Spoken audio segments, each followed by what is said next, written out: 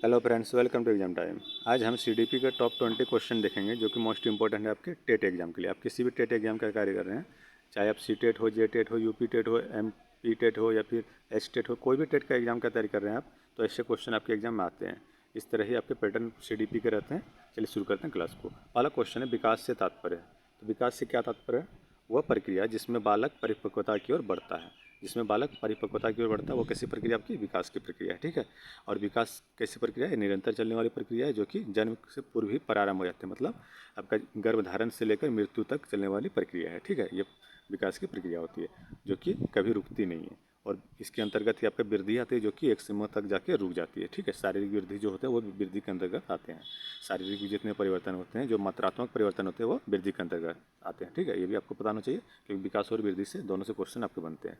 और विकास के अंतर्गत ही वृद्धि आते हैं, ठीक है, उसका ही एक भाग है, ठीक है। और विकास में ही गुणात्मक और मात्रात्मक दोनों परिवर्तन आते हैं और वृद्धि में केवल मात्रात्मक परिवर्तन होते हैं। इतना आपको पता होना चाहिए, ठीक है।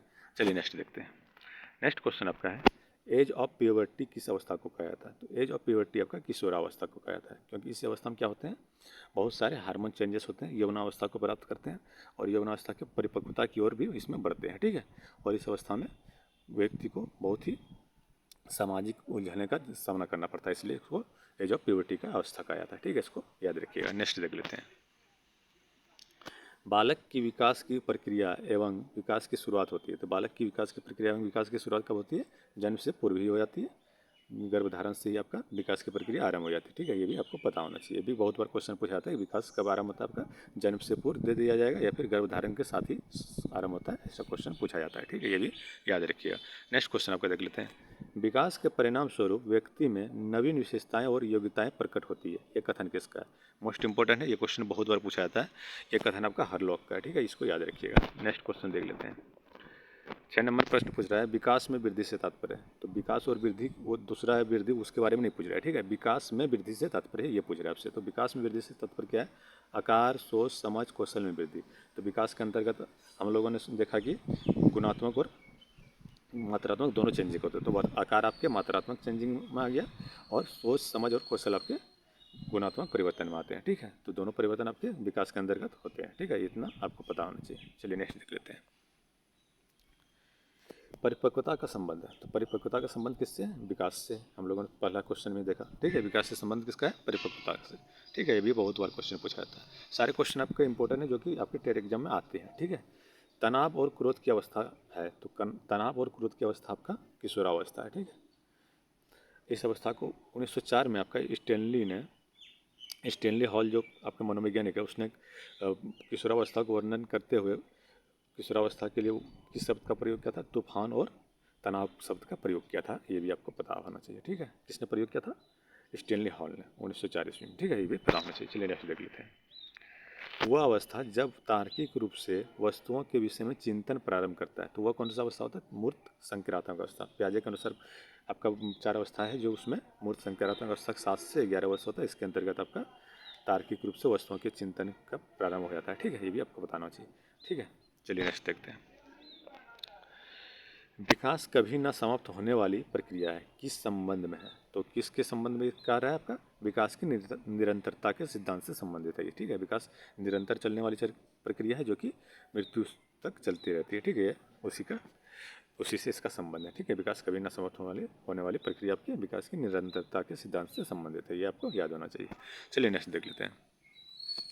एक बच्चे की मानसिक आयु 12 वर्ष है और वास्तविक आयु 10 वर्ष है, तो उसकी बुद्धि लब्धि क्या होगा? तो इसको आप आसानी से निकाल सकते हैं अगर आपको IQ का सूत्र पता होगा। बुद्धि लब्धि का सूत्र क्या होता है? मानसिक आयु बाय वास्तविक आयु इंटू 100। इस पर आप बैठा दीजिए इसको और इसको कटा के आप आसानी से इसको आंसर निकाल सकते हैं। जैसे आप देख लीजिए आपकी वास्तविक आयु कितनी दी है, पहले मानसिक आयु देख लीजिए। मानसिक आयु आपका 12 वर्ष है, बाय आपका कितना हो गया? 12 वर्ष दिया हुआ है, बाय आपका वास्तविक आयु 10 वर्ष दिया हुआ है, इंटू कर दीजिए 100। तो कितना हो गया आपका? 0 0 काट दीजिए आप और कितना हो गया? 120 बचा आपका, देख लीजिए। तो कितना हो जाएगा आपका? 120 हो जाएगा, 120, ठीक है। इस तरह आप निकाल सकते हैं इसको इजीली। चलिए नेक्स्ट देखते हैं। मनोविश्लेषणवाद के जनक कौन है? तो मनोविश्लेषणवाद के जनक आपके सिगमंड फ्रायड है। बहुत बार क्वेश्चन पूछा जाता है ये, मनोविश्लेषणवाद के जनक कौन है? सिगमंड फ्रायड, ठीक है। चलिए नेक्स्ट देखते हैं।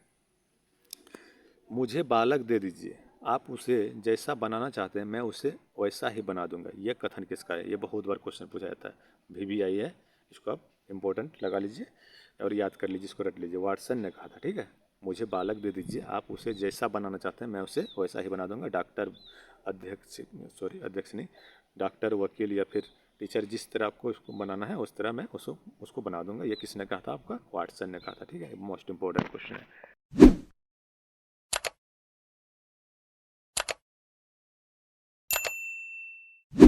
नेक्स्ट क्वेश्चन है, सिगमंड फ्रायड के अनुसार मान, टाइपिंग मिस्टेक हो गया, मन कर लीजिएगा, ठीक है। मन की स्थितियाँ हैं, तो मन की स्थितियाँ सिगमंड फ्रायड ने 3 भागों में मन को बांटा था, चेतन, अर्धचेतन, अचेतन। यहाँ भी टाइपिंग मिस्टेक है, इसको भी अचेतन कर लीजिएगा, ठीक है। अचेतन मन 3 अवस्था में बांटा था, और चेतन, अर्धचेतन और अचेतन क्या होता है, इसको इसने 10% भाग बोला है, ठीक है। इसको 90% भाग माना है, ठीक है। मन का 90% भाग आपका अर्धचेतन को माना है और 10% भाग आपका चेतन को माना है। किसने माना है? आपका सिगमंड फ्रायड ने। इसके बारे में जान लेते हैं, चेतन क्या होता है। चेतन जो कि आपके अभी करंट स्थिति में, आप प्रेजेंट अवस्था में जो सोच रहे हैं, आपकी सोच जो है वो आपकी चेतन अवस्था में आता है, ठीक है। जैसे आपसे कोई अभी नाम पूछेगा तो आप तुरंत बता दीजिएगा, ठीक है। और आपको अगर अभी कोई प्रधानमंत्री का नाम पूछे तो आप उसके बारे में भी तुरंत बता दीजिएगा, क्योंकि अभी प्रेजेंट में जो है वो आपको याद है, ठीक है। और अर्धचेतन के अंतर्गत क्या आता है? जिसके आप थोड़ा बहुत भूल चुके हैं, मतलब वो आपके अर्धचेतन में चले गए, आधा उसको भूल चुके हैं, लेकिन उसको आप रिकॉल करने की कोशिश कीजिए, थोड़ा माइंड पे प्रेशर डालिएगा तो उसको आप याद कर सकते हैं। वो आपके अर्धचेतन के अंतर्गत आता है, ठीक है। इतना आपको पता होना चाहिए।